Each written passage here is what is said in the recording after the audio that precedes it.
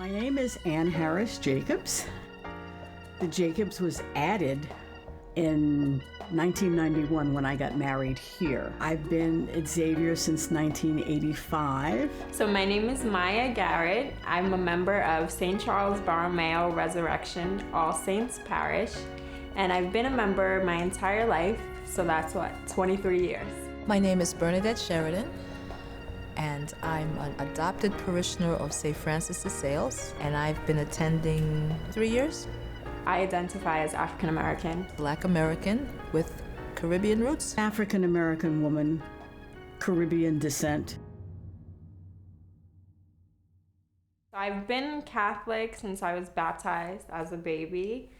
I was altar server, praise dancer. I've been in Catholic school up until college. I'm a Catholic from birth, baptized at St. Mark's Church in Harlem.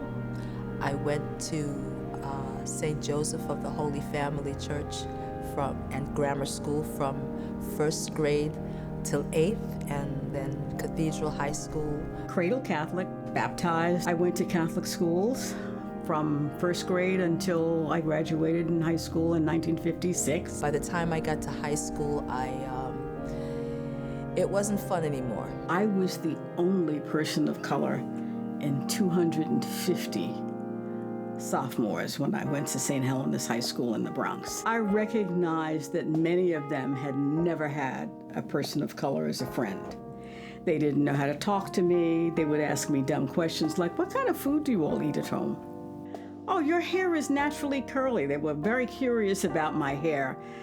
And I don't need to tell you, African American women are very sensitive about hair stuff, so we didn't talk about hair. Totally educated under the nuns, for better or for worse. I had one sister who never remembered that I was in her biology class or chemistry class. "Miss Harris, you're not in this class."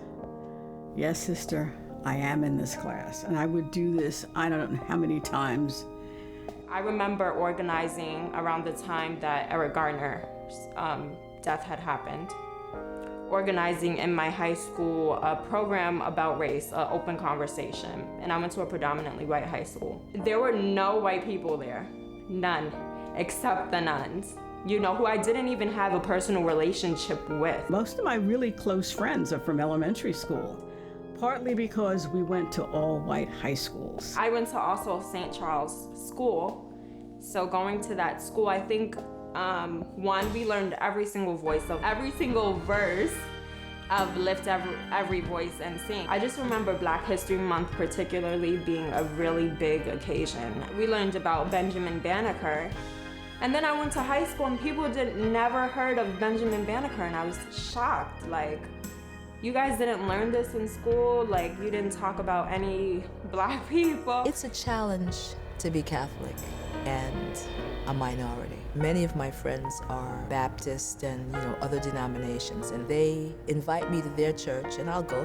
I used to go sometimes, and it was never reciprocated because they found things in the Catholic Church, uncomfortable. So I've never felt personally discriminated against in this particular parish, but in the larger Catholic community, I've felt unwelcomed in certain environments, and I felt like the practices that we value here were not valued at other Catholic parishes. For example, when we went to the cathedral and we were told that we could not dance down the aisles, kind of like how we do here, which I know every place has different rules, but it felt like our dancing was seen as some sort of disrespect towards the cross or towards our faith. When I came back to New York after medical school, I moved to New Dorp, Staten Island, predominantly white,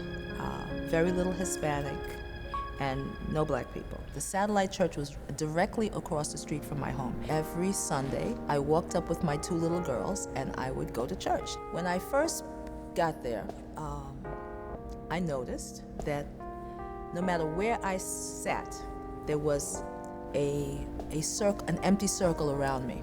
The experience taught me, why am I here? I'm here for the Eucharist. That's easy for me to say, but not so easy for two small biracial children growing up to understand. I began to feel very strange about church.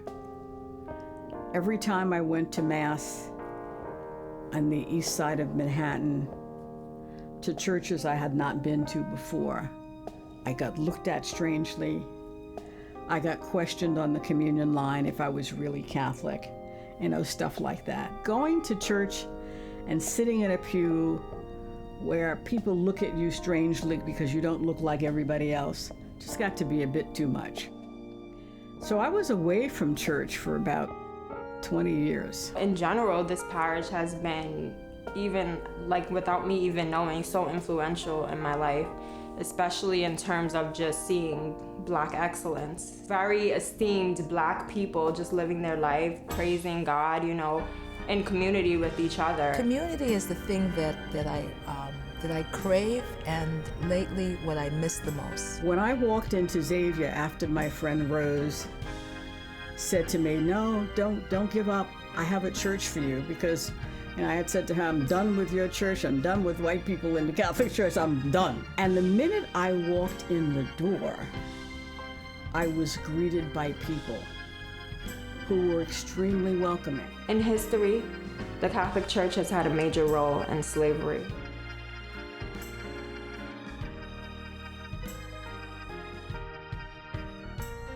And it's something that is not talked about. It's something that I never heard growing up, and I went out into the world kind of feeling like I belong to this thing, but this thing has been lying to me, The Jesus that we talk about so much and we pray about so much was a radical man. He had dinner with prostitutes and tax collectors and other unsavory people. He spoke to Samaritans. He did all sorts of things that translated into this present day life and circumstance. Church needs to be more vocal about the Black Lives Matter movement, not just the Pope, or not just Black priests, or not just priests of color. I don't think any institution in this country is exempt from racist attitudes, behaviors. It's part of the foundation of the country, and it's never been addressed. 2020 has this explosion of conversation around race and racism and church. De los indios que estaban aquí antes de Cristóbal Colón, somos todos inmigrantes. Es una vergüenza, es una desgracia. Las palabras del Papa que no hacen caso la mayoría de católicas. Our universal attitude should be one of hospitality, regardless of who walks through the door. But we all know in this country it's not, and that includes the Catholic Church, and a lot of people don't want to hear that. If that's our true goal, is to bring people to God, then we need everyone, and Black people are part of the world. The people of God have a lot of work to do. Find ways to connect with the community, find ways to help out, talk to people who have been in the movement. Faith, hope, and charity are not just words. I would like to think that when we leave those doors, that we put our faith in action. I decided when I came back to the Catholic Church, I was going to be a thorn in the side. And it's not simply for Black Catholics. Reaching out to people that don't look like us, don't talk like us, don't sing like us, don't love like us. Anybody who walks in the door who feels, I would like to make this my home, we should make them feel welcome. I refuse to give up on the fact that there's got to be hope. Punto final.